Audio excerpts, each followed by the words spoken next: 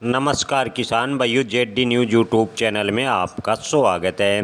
किसान भाइयों, क्या मक्का में इस साल बनेगी तेज़ी? मक्का को लेकर विशेषज्ञों की क्या राय है?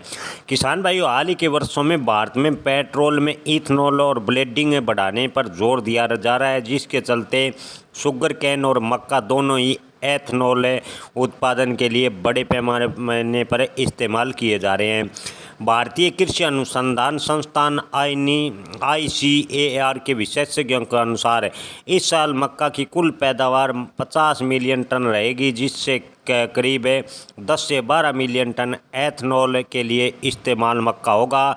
इसके बावजूद घरेलू उत्पादन इतना है कि मक्का के आयात करने की ज़रूरत नहीं पड़ेगी। हालांकि 2025 में भारत में करीब 1 मिलियन टन का आयात पहले किया गया था, जिससे सबसे ज़्यादा हिस्सा म्यांमार और यूक्रेन से मक्का के आयात किया गया था।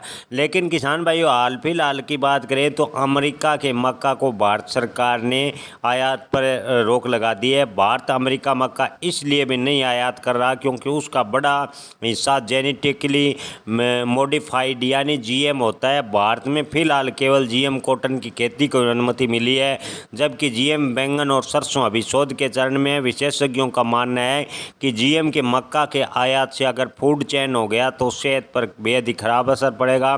इसी की वजह से अमेरिका के दबाव में भारत मक्का आयात नहीं करेगा। कृषि मंत्रालय ने पूर्ण रूप से स्पष्ट बातों में कहा है।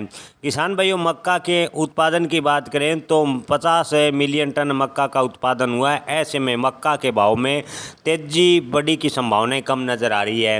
हालांकि किसान भाइयों, मक्का की ठीक ठाक मांग बनी रहेगी, लेकिन बिहार विधानसभा चुनाव से पहले मक्का के भाव में बड़ी गिरावट होने की संभावनाएं काफ़ी कम है। हालांकि यहाँ से मक्का के भाव में कोई बड़ा उछाल या बड़ी तेज़ी होगी, इसकी संभावनाएं फिलहाल की स्थिति को देखकर नज़र नहीं आ रही। जय किसान, धन्यवाद।